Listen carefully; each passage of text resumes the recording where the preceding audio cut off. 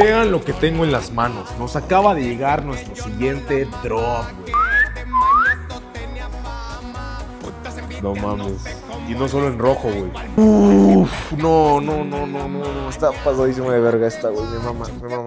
Voy a poner la cámara para que vean mejor la pinche playera. Solo chequen esto, güey. Solo chequen el pinche borradito que tiene acá. Vamos con lo más cabrón. El diseño. Como pueden ver aquí dice Blondes, como el nombre de las gorritas que tenemos. No, güey, chequen este detalle. El 420 está como infladito, güey. O sea, tienes otro material. O sea, no. Pero de estas dos versiones solo sacaré una primero, güey. Así que tú, ¿qué team eres, güey? ¿Team rojo o team azul? Déjalo en los comentarios.